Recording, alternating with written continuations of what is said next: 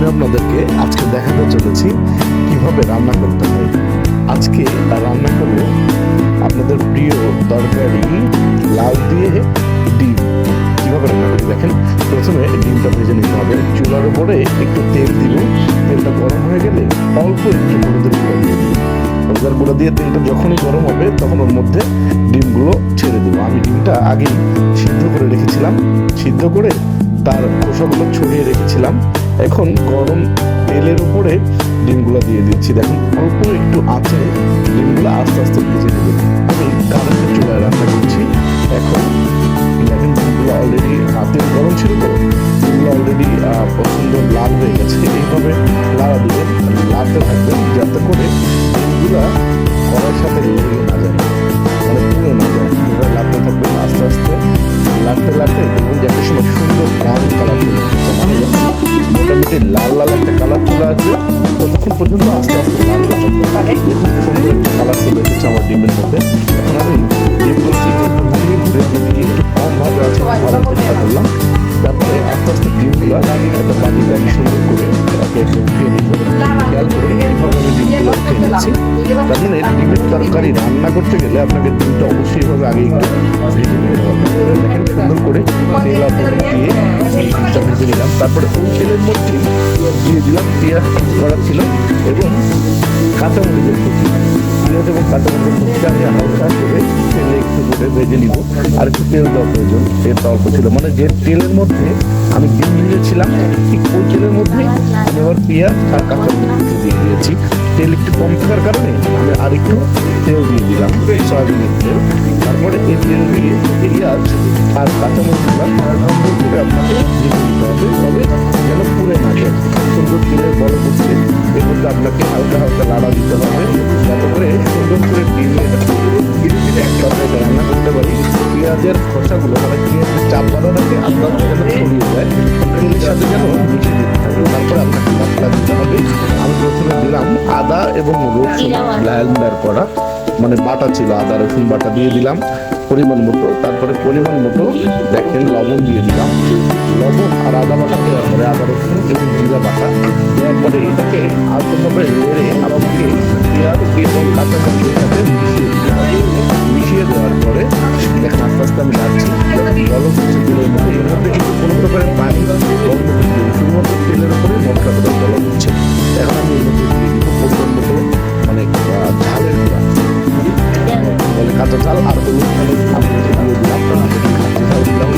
দিয়ে সুন্দর করে আমি এই মরিচ এবং হলুদ দিলাম যে এর সাথে মিক্স করে ফেলবো। দেখুন তার মানে এই মশলাটাকে আপনাকে সুন্দর করে জমাইতে হবে। আপনার মশলাটা যেভাবে সুন্দর করে যদি আপনি জমাইতে পারেন তাহলে আপনার তরকারিটা অবশ্যই খুবই সুন্দর হবে। খুব সহজ একটা রেসিপি এটা। বাঙালিদের লাউ একটা প্রিয় খাবার বলতে পারেন, খুব ঠান্ডা একটা খাবার। আর আজকে আবহাওয়াটা খুব সুন্দর ছিল। গতকাল রাতে প্রচন্ড বৃষ্টি হয়েছে, আজকে সারাদিন আবহাওয়াটা ঠান্ডা ছিল, মানে মোটামুটি একটা শীতের মানে শীতের মতো লাগছে। এই শীতের দিনে লাউ খাওয়ার মজাই আলাদা। এই জন্য আমি লাউ ডিমের রেসিপি নিয়ে চলে আসলাম। দেখুন মশলাটা যখন একটু জমে উঠছিল তখন আমি হালকা একটু পানি দিয়েছি যেন মশলাটা পুড়ে না যায়। মশলাটা পুড়ে গেলে কিন্তু এইটা আবার খাইতে ভালো লাগবে না, একটা পুরো পুরো গন্ধ আসবে। দেখুন আমি মশলাটা লাগছি, এর মধ্যে আমি দিয়েছি অল্প একটু 2টা তেজপাতা এবং একটু গরম মশলার কুচি দিয়েছি। দেখেন সুন্দর বলক উঠছে মশলার ভিতরে, মানে এই বলক উঠছে। আপনি ততক্ষণ পর্যন্ত করবেন যখন দেখবেন জাল হতে হতে নিচের তেলগুলা উপরে চলে আসছে, তেল ভাসতেছে, ততক্ষণ পর্যন্ত আপনাকে এই মশলাটা গরম করতে হবে। দেখেন আমি মশলাটা করছি, আমার মশলার ভিতরে সুন্দর বলক উঠে গেছে। আপনি কিন্তু এর ভিতরে তরকারিটা এখনই দেওয়া যাবে না।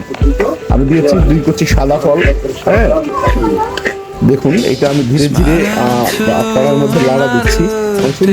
এটা মিক্স করতে হবে। আপনার পেঁয়াজ কুচি এবং যে কাঁচামরিচগুলো দিয়েছিলেন সিদ্ধ হয়ে একদম মশলার সাথে মিক্স করতে হবে এবং এটা যে পরিমাণে জাল হবে, জাল হইতে হইতে একটা সময় দেখবেন যে কাঁচা মশলার একটা গন্ধ এটা যখন শেষ হয়ে যাবে এবং জাল হইতে হইতে দেখবেন যে নিচের তেলগুলো উপরে ভেসে আসছে। এই যে দেখতে পাচ্ছেন উপরে তেল দেখা যাচ্ছে, মশলাগুলো কিন্তু নিচে চলে গেছে। তার মানে যতক্ষণ পর্যন্ত মশলাটা পরিপূর্ণ সিদ্ধ না হবে, পেঁয়াজটা সিদ্ধ না হবে, ততক্ষণ পর্যন্ত আপনাকে এই মশলাটা করতে হবে, প্রচুর পরিমাণে জাল করতে হবে তরকারি দেওয়ার আগ পর্যন্ত। এই এখন মশলাটা হয়ে গেছে। এখন আমি যে লাউটা কেটে রেখেছিলাম এই লাউটা দেওয়ার চেষ্টা করলাম, একদম কচি লাউ আপনারা দেখতে পাচ্ছেন।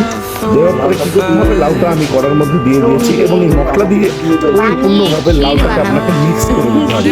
যে মশলাটা করেছেন লাউটা একবারে কড়ার মধ্যে পরিপূর্ণভাবে মিক্স করে দিয়েছেন, দেখেন আমি মিক্স করে দিয়েছি। কিন্তু এই লাউয়ের মধ্যে কিন্তু পানি দেওয়া যাবে না। লাউ থেকে এই লাউ এমন একটা সবজি, এটার মধ্যে কিন্তু প্রচুর পরিমাণে পানি বের হয়। এটা একটু জালের উপরে দিয়েছি, 5টা মিনিট ঢেকে রাখলাম।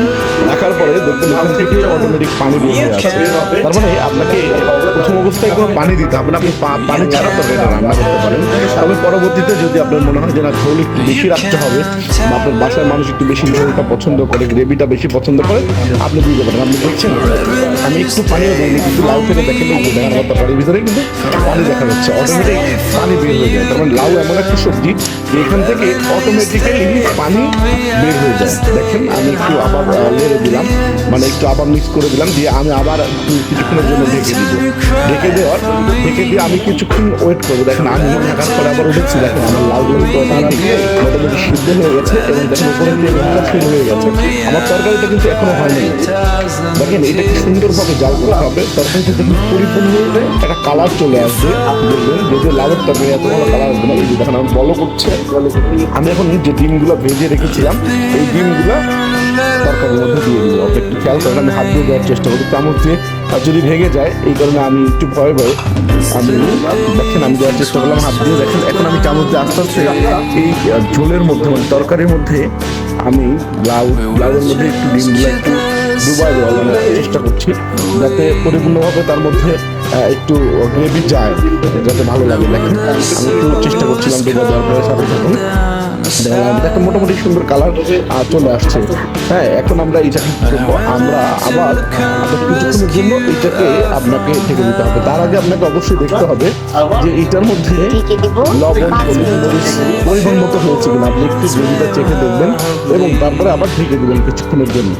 ঢেকে দেওয়ার পরে একটু সময় 5টা মিনিট ওয়েট করে 5 মিনিট পরে দেখেন তরকারির কালারটা দেখেন। 5 মিনিট পরে তরকারিটা রান্না করা একদম পরিপূর্ণভাবে রেডি। এখন শুধু পরিবেশন করুন।